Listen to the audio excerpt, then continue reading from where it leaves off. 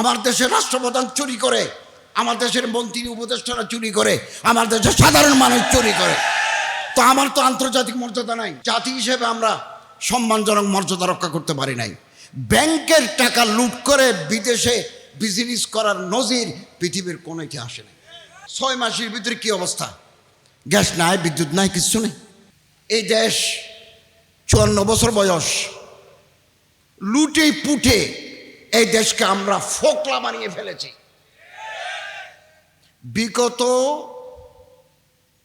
17 বছরে 28,000 কোটি টাকা, 28 লক্ষ কোটি, 1 কোটি নয়, 100 কোটি নয়, 1000 কোটি নয়, 1 লাখ কোটি নয়, 28 লক্ষ টাকা, 28 লক্ষ কোটি টাকা ব্যাংকের বোর্ড থেকে বিদেশে পাচার হয়েছে। মানুষ ব্যাংকে টাকা রাখে। আমি বহুদিন এমএস কলেজে প্রফেসরি করেছি, 26 বছর। তো সারা জীবনের সঞ্চয় ব্যাংকে রেখেছি। এটা বাড়ি করব, হজে যাব, এখন টাকা দিচ্ছে না, 2 লাখ টাকা পাবেন, আমার টাকা আমারই দিচ্ছে না। এর চাইতে দুর্ভাগ্যের আর কি হতে পারে? যারা এগুলো নিয়েছে তারা নামাজ পড়ে, তারা রোজা রাখে, তারা মসজিদ মাদ্রাসায় দান করে। What is this? What is shame? কি হইল দেশে? আমরা নামে মাত্র মুসলমান, বেশভূষায় মুসলমান, আমলি মুসলমান আমরা নই। একমাত্র সিরাতুর রাসূল যদি গ্রহণ করতে পারি, উদখুলু ফিস সিলমে কাফা, তাহলে আমরা মাথা উঁচু করে দাঁড়াতে পারব। আমি 2 দিন আগে উমরা করে আসছি। আমার বহুদিনের প্রোগ্রাম ছিল আমি একটু মিশর যাব। আমি কলেজে ইউনিভার্সিটিতে বহুদিন হিস্ট্রি অফ অ্যানশিয়েন্ট ইজিপ্ট, প্রাচীন মিশরের সভ্যতা দরস দিয়েছি। তো একটা সিস্টেম ছিল, আপনি ইজিপশিয়ান এয়ারে ঢাকা, কায়রো, জেদ্দা টিকিট করলে 7-8 দিন আপনি মিশরে থাকতে পারবেন। ওখানে ইবনে হাজার আসকালানি রহমতুল্লাহের কবর আছে, ইমাম শাফিঈ সাহেবের কবর আছে, আল আজহার ইউনিভার্সিটি আছে, আলেকজান্দ্রিয়া আছে, একটু দেখব। আমি যাবার 10 দিন আগে মিশর এমবেসি ঘোষণা দিল, এখন থেকে বাংলাদেশি কোনো মানুষ ট্রানজিট ভিসা নিয়ে মিশরে থাকতে পারবেন না, আপনাকে ঢাকা থেকে ভিসা নিতে হবে। এখন ঢাকা ভিসার জন্য আবেদন করলে 2 মাস 2.5 মাস লাগে। আমার তো টাইম নাই, যেতে পারলাম না। জিজ্ঞাসা করলাম কেন এই আইন করলেন? বলল আপনাদের বাঙালিরা, বাংলাদেশিরা ঢাকা, কায়রো, জেদ্দা টিকিট করে মিশর দিয়ে লিবিয়া যায়, লিবিয়া দিয়ে ভূমধ্যসাগর পার হয়ে ইতালি চলে যায়, মালয়েশিয়া গেছে উপদেষ্টা হওয়ার আগে। যারা বিদেশ থেকে আসতেছে, আমাদের বন্ধু চট্টগ্রাম বিশ্ববিদ্যালয়ের শিক্ষক ডক্টর মাহমুদুল আহসান আজহারিও আসছেন। উনি যেহেতু ব্রিটিশ পাসপোর্টধারী, মুহূর্তের ভিতরে ওনারা এক্সিট স্টাম্প মেরে দিল। আমি যেহেতু বাংলাদেশি, 2 নম্বর দেশের নাগরিক, আমার দেশের রাষ্ট্রপ্রধান চুরি করে, আমার দেশের মন্ত্রী উপদেষ্টারা চুরি করে, আমার দেশের সাধারণ মানুষ চুরি করে। তো আমার তো আন্তর্জাতিক মর্যাদা নাই, আমার এই সিপাগুলির ভিতরে ঢুকে দিল। আমার ওয়াইফও আছে, আমার ছেলে তখন ইন্টারন্যাশনাল ইসলাম ইউনিভার্সিটি মালয়েশিয়ায় অনার্স পড়ে। তো আমার বললো যে আপনি কেন আসছেন? আমি একবার আমার পরিচয় দিই নাই, আমি তখন কলেজের শিক্ষক। তো আমি বললাম যে just I come here to see the Malaysia environment, জীবনধারা দেখার জন্য আসছে। তুমি থাকবে কোথায়? আমি কেএল সেন্টারে থাকবো। বলো বুকিং দেখাও। বুকিং তো করাই আছে, আমার কাছে ছিল না। আমার 1 ঘন্টা ধরে জেরা করলো, পরে ছেড়ে দিল। অনেক বাংলাদেশিকে আটকে রাখছে। কেন? জাতি হিসাবে আন্তর্জাতিক পরিমণ্ডলে আমরা সম্মান রক্ষা করতে পারি না। আপনি এমিরেটসে ঢাকা থেকে দুবাই যাবেন, দুবাই থেকে আমেরিকা যাবেন, দুবাই থেকে যেটা আমেরিকা যাবে সেটার বিমানেই আলাদা, ক্রু আলাদা, পাইলট আলাদা, ব্যবস্থাপনায় আলাদা, কারণ তারা আমেরিকা যাচ্ছে। জাতি হিসেবে আমরা সম্মানজনক মর্যাদা রক্ষা করতে পারি নাই। ব্যাংকের টাকা লুট করে বিদেশে বিজনেস করার নজির পৃথিবীর কোনো ইতিহাসে নেই। এমনকি পাপুয়া নিউ গিনি ওখানেও নাই। এভাবে নাই। কি তুরস্ক, আমি 3বার তুরস্কে দাওয়াত পাইছি সেমিনারে। আপনি ভিসা জমা দিলে, পাসপোর্ট জমা দিলে 21 দিন ওয়ার্কিং ডে লাগে ভিসা ইস্যু করতে। ভিসা ইস্যু করতে করতে সম্মেলন চলে যায়। প্রফেসর আবু বকর রফিক সাহেব যেতে চেয়েছেন একটা কনফারেন্সে, ভিসা ইস্যু হতে হতে ওনার কনফারেন্স চলে গেছে। আমার ছেলে আমেরিকায় থাকে, ইউনিভার্সিটিতে পড়ে, তার মার্কিন ভিসা আছে। বাংলাদেশ থেকে আমেরিকায় যেতে ও তুরস্কে যাবে, 3-4 দিন থাকবে, ইস্তাম্বুল, আঙ্কারা, বসফরাস, এরপরে যাবে। যে মাত্র আবেদন করলো অনলাইনে যে আই হ্যাভ ইউএস ভিসা, 1 মিনিটের ভিতরে ভিসা ইস্যু হয়ে গেছে, যে মার্কিন যুক্তরাষ্ট্রের ভিসা আছে। জাতি হিসাবে কত নিচু আমরা, কত নিচু, কত নিচু। বাংলাদেশে মুসলমান বেশি, সিরাতুন নবীর আদর্শ নাই। 3.5 লাখ মসজিদ আছে, আমরা জুমার আগে নসিহত করি, এই মিলাদুল নবী নসিহত করছে, সিরাতুন নবী নসিহত করছে, ওয়াজ মাহফিল নসিহত করছে, কিছুতে কিছু হচ্ছে না। আমি ওই খতিব সাহেবের হুজরা থেকে পায়ে হেঁটে আসছি, জোতা ওখানে রাখে আসছি। আমি জোতা আনতে ভয় করছি। I have come here bare footed. Professor AKM Abdul Kader সহ আমি আমার জুতা রাখে আসছি হুজরা শরীফে। এখানে আসলে আমার কেউ নিয়ে যায়, এটা তুরস্কের জুতা, 5,000 টাকা দাম। পৃথিবীর কোনো দেশে নাই, পৃথিবীর কোনো দেশে। ইন্টারন্যাশনাল ইসলামিক ইউনিভার্সিটি ইসলামাবাদে 25 সালে সফর করতে গেছি। তারা বলল, স্যার যেখানে ইচ্ছা সেখানে রাখেন, আপনার কোনো অসুবিধা হবে না। কি উত্তর ইউরোপ, নরওয়ে, ফিনল্যান্ড, ডেনমার্ক, এই সমস্ত দেশে, পৃথিবীর বাসযোগ্য দেশ, টাকা যদি রাস্তায় ফেলে যান, ডলারের প্যাকেট চকবাজার থেকে আবার ঘুরে এসে আন্দরকিল্লা মোড় থেকে ডলারের প্যাকেট নিতে পারবেন, কেউ ধরবে না। আর এখানে আন্দরকিল্লা ফেলেন তো 1,000 টাকার একটা নোট। তো আমরা কি গুহাই এদেশের মানুষ? একবার ক্ষমতায় বসতে পারলে, একবার সরকারি চেয়ারে বসতে পারলে, গভর্নমেন্ট অফিসার হলে লুটে পুটে খাওয়ার একটা জঘন্য মানসিকতা তৈরি হয়েছে। সরকার যায় সরকার আসে, এদেশের পরিবর্তন হবে না, কাঠামো বদলায় ফেলতে হবে। আমরা 1.5 বছর ছিলাম এই আন্দরকিল্লা শাহী জামে মসজিদ, আমি উদ্বোধন করে গেছি। 11 কোটি টাকা ফান্ডে আছে, এগুলো দিয়ে দিছি। 300 কোটি টাকা। শাহজাহান সাহেব আমাদের বন্ধু, সাতকানিয়া লোহাগাড়ার মাননীয় সংসদ সদস্য, কতবার আমার অফিসে গেছেন, একসাথে কাজ করেছি। এবং এখানে এসে 300 কোটি টাকা উনি তুলে দিবেন। এদেশের চট্টগ্রামের মানুষরা কেউ রড দেবে, কেউ সিমেন্ট দেবে, কেউ বালি দেবে, 11 কোটি টাকা আমরা দেব। আলাদা অ্যাকাউন্ট করেছি।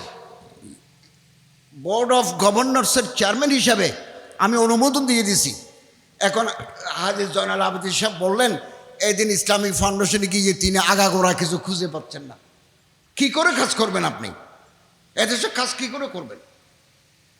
মন্ত্রী অথবা উপদেষ্টা কাছে ফাইল আসতে 10 ঘাট 10 টেবিল অতিক্রম করে আমার কাছে আসে। প্রথমে যাবে সেকশন অফিসার, তারপরে উপসচিব, এরপরে জয়েন্ট সেক্রেটারি, এরপরে এডিশনাল সেক্রেটারি, এরপরে সচিব, এরপরে আমি যখন স্বাক্ষর করে দেব, নামতে 10 সিঁড়ি, যাতে 2 বছর।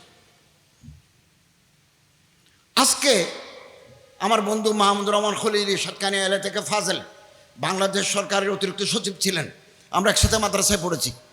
তিনি একটা স্ট্যাটাস দিয়েছেন, একজন মহিলা মারা গেছেন, নওগাঁর সাবেক ডিসির বউ কিডনি নষ্ট হয়ে গেছে।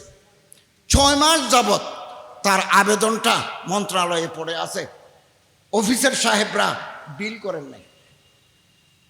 আজ সকালে তিনি মারা গেছেন। 6 মাসের ভিতরে কি অবস্থা? গ্যাস নাই, বিদ্যুৎ নাই, কিচ্ছু নেই। কোত্থেকে দিবে গ্যাস? সম্মানিত হাজরেন, আসুন নবীর তরিকা ধরি। থাইল্যান্ড বহুবার গেছি আমি, চিকিৎসার জন্য থাইল্যান্ডে গেছি। এই যে ইস্টার্ন বেল্ট, পৃথিবীতে আরো মানুষ আছে তো, Vietnam, Cambodia, Thailand, Korea, Japan, দক্ষিণ কোরিয়া, উত্তর কোরিয়া, এরপরে চায়না, হংকং, মঙ্গোলিয়া পর্যন্ত, এটা ইস্টার্ন বেল্ট। আপনি জান না, রাত 8টার পরে রাস্তাঘাটে মানুষ কমে যাচ্ছে, মার্কেটের আলো, শপিং মলের আলো আস্তে আস্তে নিভে যাচ্ছে। 9টা 10টায় একেবারে ঠান্ডা, খাবারের দোকান ছাড়া, ওষুধের দোকান ছাড়া কোনো দোকান খোলা নাই। খুব পরে ফজর হওয়ার আগে আবার রাস্তাঘাট সচল। এটা তো নবীর তরিকা। ওই দেশে মুসলমান নাই, সিরতের আদর্শ আছে। এদেশে মুসলমান আছে, সিরতের আদর্শ নেই। ক্বালা রাসূলুল্লাহ সাল্লাল্লাহু আলাইহি ওয়াসাল্লাম আল্লাহুম্মা বারিক আলা উম্মতি ফি বুকুরিহা, আমার উম্মতের মধ্যে যারা সকালবেলা কর্মে লিপ্ত হয়, আল্লাহ তাদের জীবন বরকতময় করো। ওরা মানে, আমরা মানি। আমাদের দেশের ট্রাফিক, কার আগে কে যাবে, কারে মানি কে যাবে, পৃথিবীর কোনো দেশে নেই, কোনো দেশে নেই। আপনি পুলিশ দিয়ে কী করবেন, র্যাব দিয়ে কী করবেন? রাস্তা বড় করো, রাস্তা বড় করো, ছলাইন।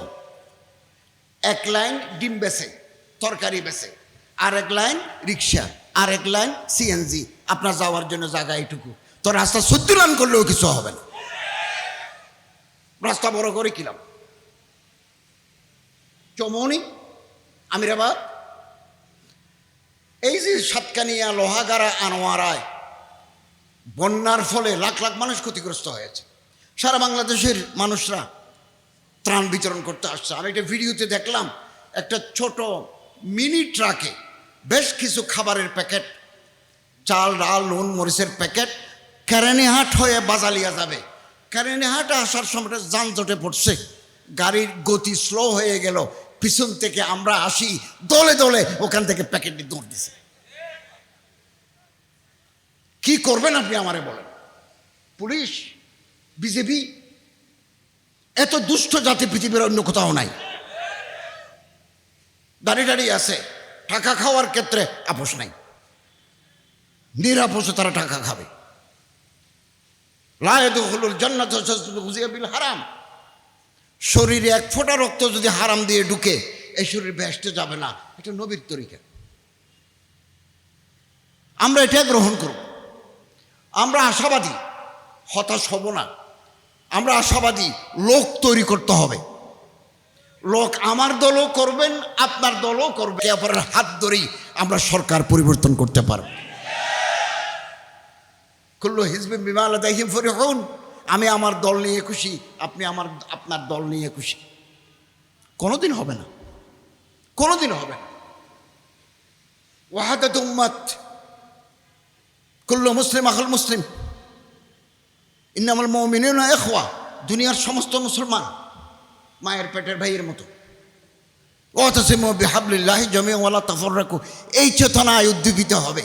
আমি একটা দোকান দিছি, আমি একটা মার্কেট দিছি, আমার মার্কেটের কর্মচারী, ম্যানেজার, সিইও, দারোয়ান, নাইট গার্ড সব যদি আমার দল থেকে নিই, আপনার এখানে বাইরের কাস্টমার আসবে না। আমরা তো নিজের দল, নিজে একটা প্রতিষ্ঠান করছি, ওখানে সব নিজের লোক ঢুকাবো, বাইরের লোক ঢুকাতে পারবো না। কোনো দিন হবে না, কোনো দিন হবে না। দিল বড় করতে হবে। আমরা যারা ইসলামের রাষ্ট্র চাই, খালাফত আলা মিনহাজুন নবুওয়া চাই, তাদের অন্তর বড় করতে হবে, না হলে হবে না, কোনোদিন হবে। ইংরেজিতে একটা বই আছে, আপনারা পড়বেন, দি প্রোটোকলস অফ লার্নেড এল্ডার জায়ন, ইহুদি পণ্ডিতদের গোপন দলিল। বাংলা হয়েছে খুব সম্ভবত, এটা মূলত হিব্রু ভাষায় রচিত, ইব্রানি। এরপরে এটা ইংরেজি ভাষায় তর্জমা হয়েছে, বাংলায় হয়েছে কিনা আমার জানা নেই, হতে পারে। দি প্রোটোকলস অফ লার্নেড এল্ডার জায়ন, ইহুদি পণ্ডিতের গোপন দলিল। মানুষ কি চায়? মানুষ চায় কি? মানুষ চায় ক্ষমতা, মানুষ চায় টাকা, বাড়ি, গাড়ি, দম দৌলত। মানুষ চায় সেক্স, সুন্দরী মেয়ে চায়, সুন্দর বালক চায়। চট্টগ্রামের মানুষদের মধ্যে তো খারাপ অভ্যাস আছে, ছোট লোক দেখলে আমরা পাগল হই, পরের বউ দেখলে পাগল হই, ঘরে সুন্দরী বউ আছে তারা ফেলে রাখছি, আরেকজন নিয়ে আমরা দৌড়ি। মানুষ 3 জিনিস জন্য পাগল। ইহুদিরা জানে কে কি খায়, এগুলো দেয়, যারে দরকার তারে দেয়। সুন্দরী মেয়েগুলো এভাবে যায়, এবং সেখানে লেখা আছে, প্রোটোকলসে লেখা আছে, ফরাসি বিপ্লব আমরা করিয়েছি। আমরা 1.5 বছর সরকার পরিচালনায় ছিলাম, প্রতিদিন মিছিল মিটিং, এই দাবি ওই দাবি সেই দাবি। আমরা কি দাবি মেটাতে আসছি? আমরা একটা সন্ধিক্ষণে দায়িত্ব নিয়েছি। সরকার প্রধান নাই, পার্লামেন্ট নাই, মন্ত্রিপরিষদ নাই, গভর্নমেন্ট নাই। এই মুহূর্তে 24 সালের 28 আগস্ট আমরা দায়িত্ব নিয়েছি। আমরা একটা পরিস্থিতি ভালো করে নির্বাচন দিই, নির্বাচিত গভর্নমেন্টের হাতে ক্ষমতা দিয়ে আমরা বিদায় নেব না। প্রতিদিন এগুলো করিয়েছে কিছু লোক, এগুলো আমরা জানি। আমরা যখন দেখি আলেম ওলামারা একে অপরের বিরুদ্ধে উঠে পড়ে লাগছে, অশালীন ভাষায় একে অপরকে আক্রমণ করছে, তখন আমরা বুঝতে পারি পিছনে তৃতীয় কোনো খেলোয়াড় খেলা শুরু করে দিয়েছে। এবং পানি যদি গোলা হয় মাছ ধরতে সহজ। To catch fish in trouble water, পানি গোলা হয়ে গেলে মাছ ধরতে সহজ। এবং একসাথে এই জায়গা ওই জায়গা ওখানে এখানে একসাথে বিরোধিতা। আরও কত প্রবলেম দুনিয়াতে আছে, এগুলো নিয়ে কোনো সমস্যা নাই। আমরা শত্রু চোখে দেখি না, বাইকে চোখে দেখি, বাইয়ের বুকে ছুরি মারে দিই, আত্মঘাতী। আমি আপনাদেরকে একটা ঘটনা বলি। ওয়াহাদাতে উম্মত, আল্লামা মুফতি শফি সাহেবের একটা কিতাব আছে, ছোট্ট কিতাব রেসালা, ওয়াহাদাতে উম্মত।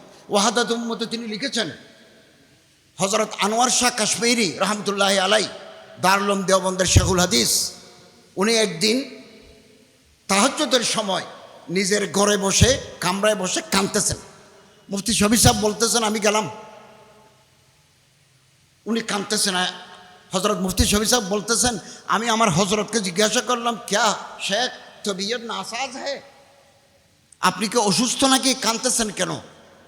তো আনোয়ার শাহ কাশ্মীরে জবাব দিলেন, মাইনে মেরে জিন্দগি বরবাদ কর দি, আমি আমার জীবন শেষ করে দিয়েছি। হজরত আপনার জীবন শেষ হলে আমাদের জীবন আর তো দাম নাই। কেন একথা বলছেন? তিনি বললেন আমি সারা জীবন হাদিসের দরস দিয়েছি, দরসে ইমামে আজম আবু হানিফার মাসলককে মাজহাবকে অগ্রাধিকার দেওয়ার জন্য শাফি মালিকি হাম্বলির দলায়েলগুলো কমজোর করে ইমামে আজম আবু হানিফার দলায়েলগুলো বড় করে দেখে বরতরি করেছি। বৃদ্ধ বয়সে মনে হলো আমার সারা জীবনের আমার এ কাবিশ, আমার এ মেহনত কোথায় গেল? আল্লাহর দরবারে ইমাম আজম আবু হানিফার যে মর্যাদা, আমার ফকিয়তের কারণে মর্যাদা বাড়বে না। ইমাম শাফি সাহেবের যে মর্যাদা আল্লাহর দরবারে আছে, আমি ওনাকে নিচে নামানোর কারণে আল্লাহর কাছে ওনার মর্যাদা কমবে না। তাহলে আমি করলাম কি? চিন্তা করে দেখেন ওয়াহাদাতে উম্মত। হজরত শেখুল আলম মাহমুদুল হাসান জেলে ছিলেন মাল্টা দ্বীপে ব্রিটিশের আমলে। তিনি ওখান থেকে এসে বলছেন বহুদিন জেলে ছিলাম, ব্রিটিশ ভারত, এই মুহূর্তে আমাদের 2টা কাজ, এক হচ্ছে কোরআন শরীফের তালিম আমাদের ঘরে ঘরে ছড়িয়ে দিতে হবে, 2 ওয়াহাদাতে উম্মত, উম্মতের মধ্যে ঐক্য লাগবে, ঐক্য লাগবে। হোক না আমার দল আলাদা আপনার দল আলাদা, হোক না আমার পীর সাহেব আলাদা আপনার পীর সাহেব আলাদা, হোক না আপনার সিলসিলা আলাদা আমার সিলসিলা, হোক না আপনি আস্তে জিকির করেন আমি বড় করে জিকির করি, কিন্তু ইসলামের বৃহত্তর স্বার্থে, দ্বীনের স্বার্থে, ইসলামী আন্দোলনের স্বার্থে, মুসলিম উম্মতের স্বার্থে আমি এবং আপনি ময়দানে এক এক এক। এই চেতনা আমাদের জাগ্রত করতে হবে। আল্লামা ইকবাল রহমতুল্লাহ আলাইহি বলেন, ওকাবি নজর जब होती है पैदा जवानों में तो नजर आती है अपने मंजिल आसमानों में। ঈগল পাখি, আকাশে অনেক পাখি উড়ে, সব পাখি সমান নয়। ঈগল পাখি উপরে ছায়, শকুন নিচে ছায়। শকুন দেখে মরা আছে কিনা, মরা খুঁজে, ওর দৃষ্টিভঙ্গি নিচে। ঈগল পাখি উপর দিকে তাকায়। তো আল্লামা ইকবাল বলেন, ঈগল পাখির স্পিরিট যদি যুবকদের মধ্যে তৈরি হয় তো নজর আতি হে আপনি মঞ্জিল আসমানও মে, তখন সে নিজের মঞ্জিল দেখবে আসমানে। আমরা আরো বড় হই, কাজেই আমরা কাজ করে যাব। উপদেষ্টা হওয়ার আগেও কাজ করেছি, উপদেষ্টা থাকাকালীন 1.5 বছর সরকারে কাজ করেছি, উপদেষ্টা গিরি চলে যাওয়ার পরে এখন আবার ময়দানে কাজ করছি। কাজেই আমাদের উদ্দেশ্য, এবং এতে কোনো ধরনের পেরেশানি নাই, হতাশা নাই। আল্লামা ইকবাল রহমতুল্লাহ আলাইহি বলেন, আগর খো গেয়া এক নসিমন তু ক্যা গম, মাকামাতে আহ ফোগা ওর বি হে। এক ঢালে বাসা বেঁধেছিলাম, ঝড়ের জাপটায় বাসা ভেঙে গেছে, অসুবিধা কি? আরো গাছ আছে তো, আরো ডালপালা আছে তো, ওখানে নতুন করে ঘর বাঁধব। আমাদের বয়স হয়ে গেছে, দাড়ি চুল সাদা, সময় আমাদের কমে গেছে। আপনারা যারা যুবক ভাই আমার সামনে আছেন, প্রস্তুতি গ্রহণ করুন। এই দেশে একটা বিপ্লব সংগঠিত হবে, এবং সে বিপ্লবের পরে জনগণের সরকার প্রতিষ্ঠিত হবে, যারা খোলাফায়ে রাশিদিনের আদলে একটা ইনসাফ ভিত্তিক রাষ্ট্র কাঠামো তৈরি করবেন। তারা সময় লাগবে, আমরা হতাশ হব না, আমরা হতাশ হব না। কাজ আমাদের করে যেতে হবে। আমরা পারতাম, এখন পর্যন্ত ক্ষমতায় থাকতে পারতাম। 24 সালের 8ই আগস্ট যখন আমরা শপথ নিই, আমরা যদি সংবিধান সাসপেন্ড করে দিতাম, শপথ প্রেসিডেন্টের কাছে না নিয়ে যদি শহীদ মিনারে নিতাম, পলিটিক্স নিষিদ্ধ করে দিতাম, সংবিধান সাসপেন্ড করে দিতাম, পুরা দেশটাকে কাঠামো বদলাই নতুন গভর্নমেন্টের হাতে আমরা ক্ষমতা দিতে পারতাম। আমাদেরকে অনেকে সেটা বলেছেন, কিন্তু আমরা কনস্টিটিউশনাল কন্টিনিউটি, সাংবিধানিক ধারাবাহিকতা আমরা বিনষ্ট করতে চাই নাই, বিনষ্ট করতে চাই না। প্রফেসর ইউনূস সাহেব তো আমাদের মন্ত্রী পরিষদের বৈঠকে বহুবার বলেছেন যে আমি চলে যেতে চাই। আমরা স্যারকে বলেছি, স্যার একসাথে যাব, আমরা একটা নির্বাচন দিই, যারাই জনগণকে নির্বাচিত করবে তাদের হাতে ক্ষমতা দিয়ে আমরা বিদায় নেব। আপনি যখন মনে করবেন, স্যার চেয়েছিলেন 26 সালের ডিসেম্বর পর্যন্ত কন্টিনিউ করার জন্য, পরে বললেন না, আমি ফেব্রুয়ারিতে নির্বাচন দিয়ে দেব। এটা অভিজ্ঞতা অর্জন। কেবল কাঠামো ঠিক রেখে সরকার বদলালে কিছু হবে না, কাঠামো পরিবর্তন করতে হবে। আমরা 133টা অর্ডিন্যান্স করেছিলাম। যিনি সরকার প্রধান হবেন তিনি দলের প্রধান হতে পারবেন না। প্রেসিডেন্ট কোনো অপরাধীকে মৃত্যুদণ্ড, কোনো অপরাধীকে ক্ষমা করতে পারবেন না ডাইরেক্ট, একটা নিয়ম আছে, এভাবে করবেন। তো অধিকাংশ বর্তমান গভর্নমেন্ট গ্রহণ করেছে, আমাদের অর্ডিন্যান্সগুলোকে আইনে পরিণত করেছে। 33টা করেন নাই। এর মধ্যে গুম কমিশন, এর মধ্যে বিচার বিভাগের স্বাধীনতা খুব গুরুত্বপূর্ণ ছিল, মানবাধিকার কমিশন ছিল। তো আমাদেরকে আগামী দিনের জন্য অপেক্ষা করতে হবে। আমাদের এই মুহূর্তে আমাদের কর্তব্য হচ্ছে কাজ করে যাওয়া, এদেশের জনগণকে একথা বুঝানো যে খেলাফত আলা মিনহাজিন নবুওয়া, নবী রাসূলুল্লাহ সাল্লাল্লাহু আলাইহি ওয়াসাল্লামের আদর্শ, মদিনা জীবনের আদর্শ বাস্তবায়িত না হলে শান্তি, সুখ, সমৃদ্ধি, স্থিতিশীলতা আসতে পারে না। জনগণকে বুঝাতে পারলেই তারা আসবে। আমরা তো জনগণ থেকে বিচ্ছিন্ন, আমরা তো দলপ্রীতি। দল থাকবে, দল থাকুক না, দলের সাপোর্ট থাকবে, কিন্তু পাবলিকের সাথে আমাদের মিশতে হবে। যে সমস্ত এলাকার এমপিরা হয়েছেন তারা জনগণের প্রতিনিধি। আমরা আসুন পাবলিককে বুঝাই, জনগণকে বুঝাই, জনগণের সুখ দুঃখে অংশগ্রহণ করি। খাল খনন, রাস্তা তৈরি সবগুলো গভর্নমেন্ট করবে কথা নাই, আমরাও করতে পারি। আল্লাহ তাআলা আমাদেরকে আমাদের ব্যক্তি, পরিবার, সমাজ, রাষ্ট্র, আন্তর্জাতিক সব পর্যায়ে রাসূল করিম সাল্লাল্লাহু আলাইহি ওয়াসাল্লামের আদর্শ মেনে চলার তৌফিক দান করুন। এবং এটা আশাকারী, দিন দিন আলো জ্বলছে, দিন দিন বিস্তৃত হচ্ছে, আন্দোলনের ধারাবাহিকতা বিস্তৃত হচ্ছে। আমরা আশাবাদী। হবেই হবে ইনশাল্লাহ। এবং জুলুমের অবসান ঘটবে। পৃথিবীর বুকে ইরান সারা দুনিয়াকে চমক লাগিয়ে দিয়েছে। ওয়ান্ডারফুল। একটা মাত্র রাষ্ট্র সুপার পাওয়ারকে নাকানি সুবানি খাইয়ে দিয়েছে। এরকম আমাদেরকেও, আমাদের পটেনশিয়ালিটি আছে, কেবলমাত্র সব জায়গায় সর্বশী আছে। এমন গভর্নমেন্ট দরকার, সরকে ধরে এনি সামারি ট্রায়াল করে তারে ফাঁসিতে ঝুলালে দুনিয়া সোজা হয়ে যেত। আমি যে এই দিন মক্কা, মদিনা, বদর, জেদ্দা সব জায়গায় ঘুরে এলাম। এর আগে আমি ইংল্যান্ডে গেছি, পাকিস্তান গেছি। ইংল্যান্ডে রাত্রে নিশীথে রাস্তাঘাট নিরাপদ। মক্কা মদিনায় মেয়েরা রাত্রে নিশীথে জিয়ারত করে, উমরা তাওয়াফ করে ঘরে ফিরছে নিরাপদ। এই নিরাপত্তা তারা দিতে পারলে এই দেশে কেন নিরাপত্তা দিতে পারে না? এখানে অপরাধী বুঝে আমার মামা আছে, আমার বোনের জামাই আছে, আমি মুক্তি পাব।